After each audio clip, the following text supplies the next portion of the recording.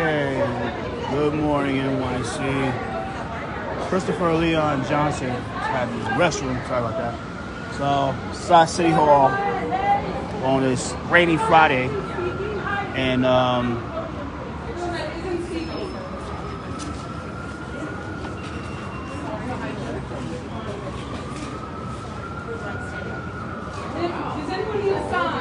sorry, excuse me, please. Thank you. Planned Parenthood rally, so she's a long time.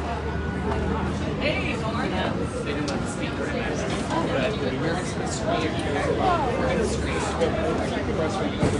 Oh my gosh. If you have people who are speaking, just line them up with the president. Okay. Let's pull up Instagram. Oh, line them up where? Okay. It's easier that way when you know where everybody is. Okay, cool. Most of the time, it's press over here, facing that way. Okay. If you don't have a lot of press, it's up to you. I don't think we have a lot of press. Not a lot of me. Yes, Thank you so much. Hi, Councilmember Bennett. Thanks for being here. Good to see you. We're just waiting on Councilmember since we just have 2 minutes. Oh, okay. Anybody else need a side? Haley's. Yes.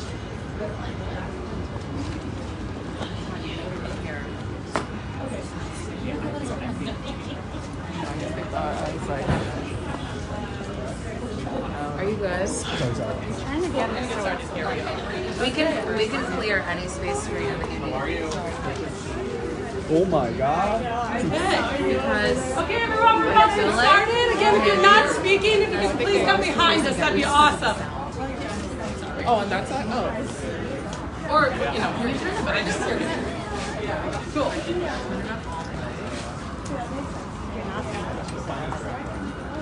these are the speakers. Yeah, you could just right over behind it, totally fine. Yeah.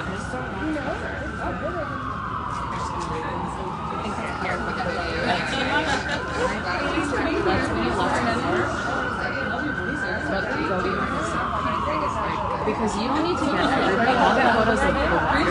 You just need the speaker, right? I'm just right about the sound. Or maybe go from the side here. What if we do like that? Yeah, so there's in the other area that you look so Like from the side, you can kind of see the speaker and the. good. Oh, And then the that looks good. office, so, dealing with the crisis held. I'm sorry. I think you need that too. You can see the sign. Cynthia, tell me when I'm good. Okay, I'm going live. You want to start? Yeah. Okay, we good? 3, 2, Awesome. 1. Thanks everyone so much for being here today with us to support abortion access and Planned Parenthood of Greater New York. Especially on this rainy day. My notes say thanks for being here on this beautiful day, but it's a little rainy. First, I want to thank you so much to the Women's Caucus for co-sponsoring this really important rally. So we are here today to thank the New York City Council for their support and advocacy, and we want to make sure our electeds know that their constituents want robust funding for Planned Parenthood of Greater New York.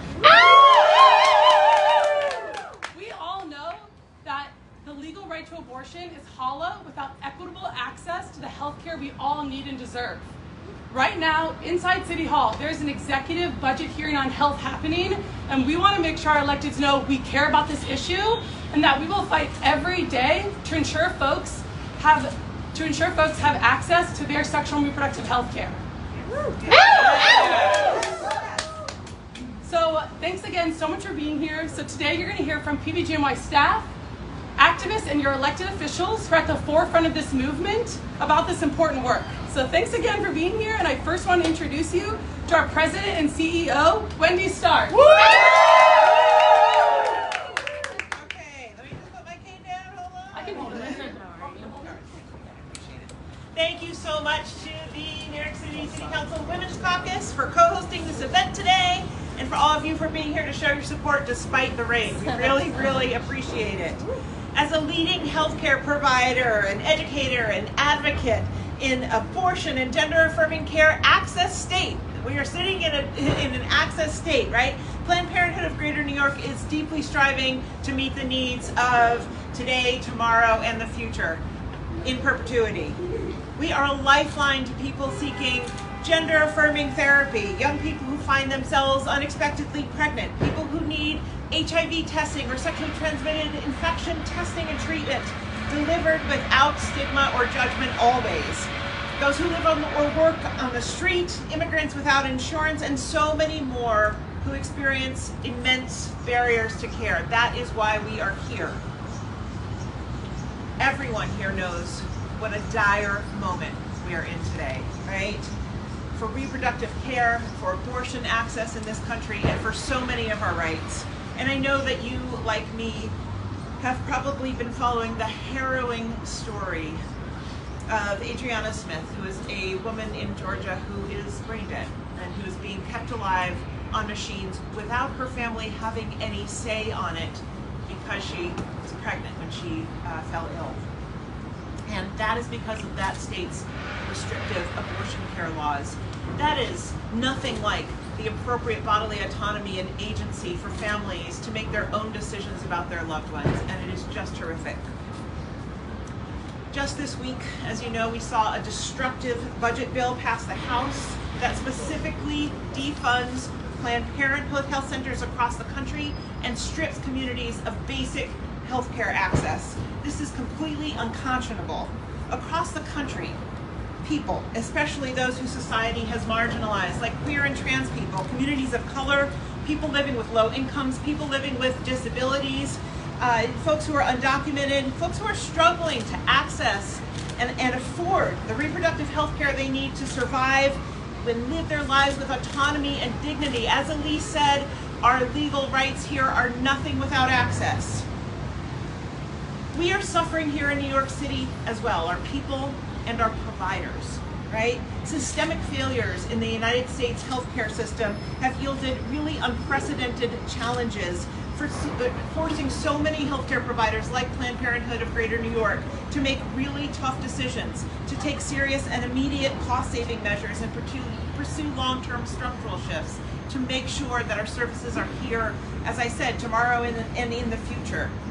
The fragility of this landscape comes from healthcare system problems writ large, right? Growing operating expenses, unreliable insurer reimbursements that don't meet costs, still ongoing pandemic recovery, and a deeply hostile political landscape. So we need and we implore our local leaders to step up in this moment. This is a moment of opportunity here in New York. We have already achieved so many incredible wins to protect abortion access, to protect providers, to protect patients, and we applaud our leaders with them here today. Thank you for these efforts. Now, New York City must step up its ability to meet the demands of this environment. True abortion access means fully funding the organizations and providers delivering life-saving health care on a daily basis. So to the New York City Council, thank you to so many of you for being champions of reproductive access. We have come to you before and you have answered. Never before, however, has our climate been quite so fraught and dangerous. We need you to prioritize sexual and reproductive health care services in the budget more than ever before. Our legal rights are meaningless without access. We cannot say that enough times. This additional support will help create more sustainability for abortion care providers and ensure we're delivering the best quality care for everyone and anyone who turns to us. Abortion, contraception, birth control, sexually transmitted infection, screening and treatment, gender-affirming care, wellness exams, cancer screenings, education, and other critical reproductive care must not only be protected in New York City, but accessible for all. We know that here in New York, we can be a beacon that other cities can look to imagine what is possible when we prioritize reproductive freedom. Thank you so much for being here today. Turn it back over to Elise. Thank you so much. Awesome, thank you. So next up we have Councilmember Menon, who is the co-chair of the Women's Caucus, who's co-sponsoring this rally today. It's great to be here with Planned Parenthood. So I'm Councilmember Julie Menon, co-chair of the Women's Caucus. We are thrilled to be co-sponsoring this rally with Planned Parenthood. So I have had the honor and privilege of working with Planned Parenthood for many, many years. I formerly served as Commissioner of the Department of Consumer Affairs, where we partnered on fake pregnancy centers, and we literally had people dressed up as doctors in white coats who were not doctors, who were giving women false advice, very damaging advice. We were able to crack down on that. But now here we are in an untenable situation. I'm the mother of a daughter, and when I think about it, my daughter has less rights over reproductive choice and less control over her body than my grandmother's generation. And that's really shocking to think about, and that's where Planned Parenthood comes in. So we're here today to protest and to push back on this House bill that basically defunds Planned Parenthood. We cannot allow this to happen. When we think about Planned Parenthood, we think about cancer screenings. We think about health care for women. We think about all the incredible services that you all are providing each and every day. And the idea that someone wants to defund cancer screenings, I mean, come on, this is absurd, it's offensive, and we're not going to allow it to happen. And so here in the Women's Caucus, and we're a women majority-led council, we are going to stand up for Planned Parenthood and push back against this absurdity and offensiveness. Thank you, Councilwoman, so much for being here. Next up, we have Deepal Shah, who's Planned Parenthood's Chief External Affairs Officer. You sure? Okay. Thank you. Hello, everybody. Hello. I am fired up. You know who I'm really fired up and want to get with? The New York City Council, because I know they are going to support us in this budget cycle. But you know who's not supporting us? Donald Trump. What just happened? The Congress just passed a destructive bill that strips away care for individuals across this country, and especially for New Yorkers. And I want to speak specifically, as being a gay man, on the precipice of Pride Month, what this is about. Queer people are under attack in this country right now. What we saw first was executive orders stripping queer people of their identities. No longer able to say they, taking rights from LGBTQ people across the country away, research funding from the NIH, hundreds of millions of dollars stripped away, funding basic supportive research and care for individuals, queer people across this country. Now what we're seeing is this destructive House bill that does even more, taking away funding for those trans people, queer people who are seeking basic gender-affirming care through Medicaid. This is wrong and it is destructive. So what do we need today?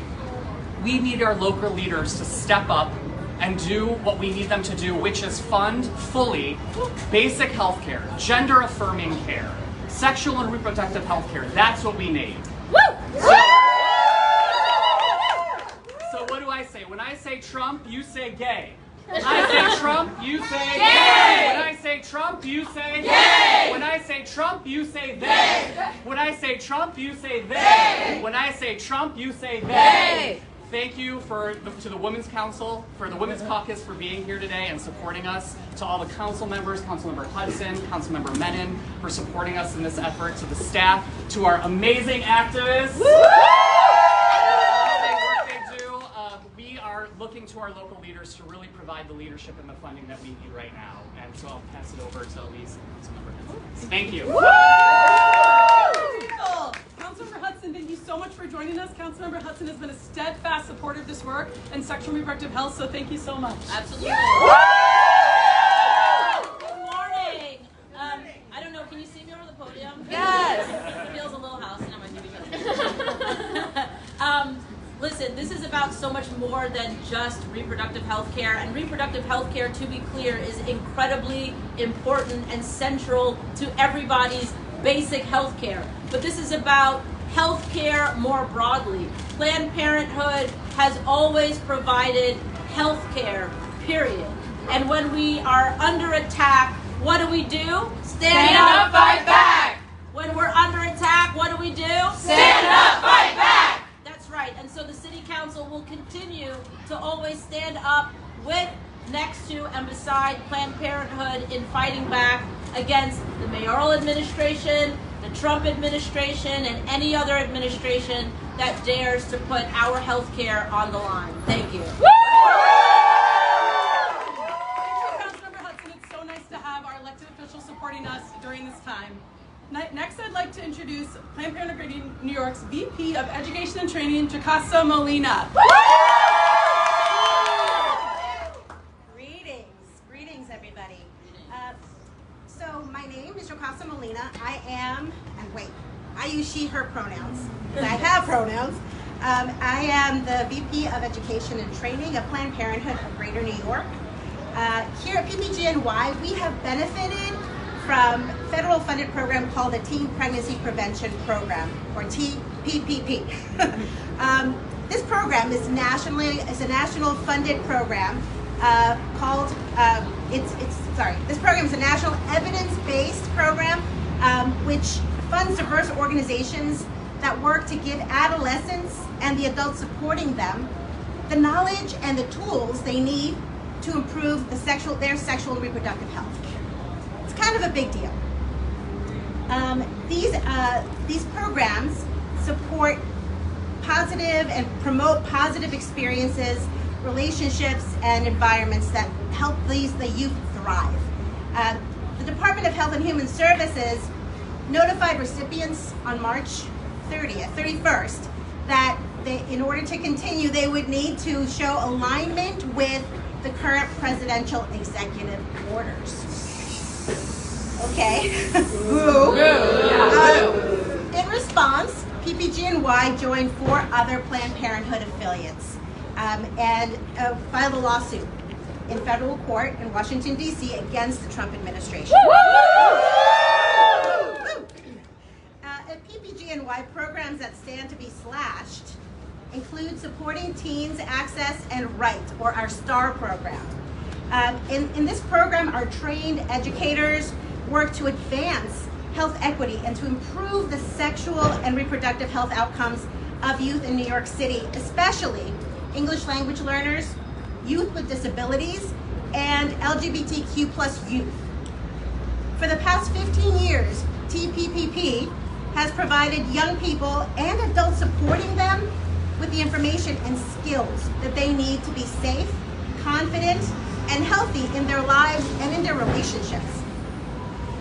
Cutting these programs primarily harms those who have been marginalized, including survivors of sexual violence, LGBTQ+ youth, teens, LGBT+ youth, including youth of color, youth with disabilities and their caregivers, and young people who are already facing significant barriers to accessing not just information, but healthcare as well. Sex ed that's evidence-based and delivered by trained professionals like our experts at Planned Parenthood of Greater New York is extremely effective and widely supported in our country.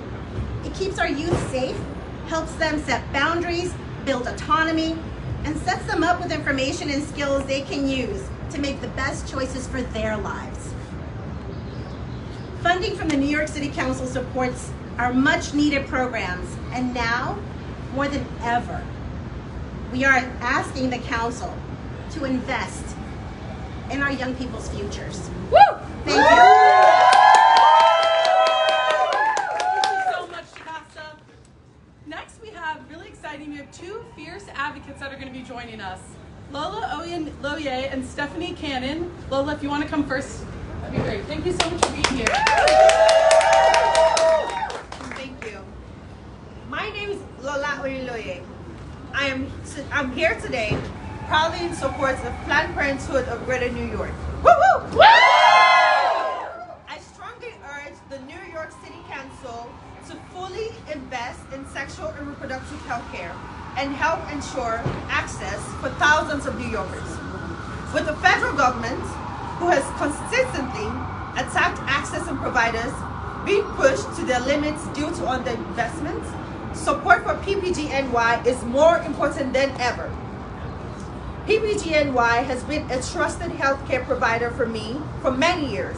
As a young woman trying to understand my body, I often felt confused and alone. But PPGNY helped fill in the gaps, providing care, answers, and a sense of empowerment. Woo! I've seen firsthand how vital this care is for me, for my friends, and for my family members who have relied on these resources during some of the most vulnerable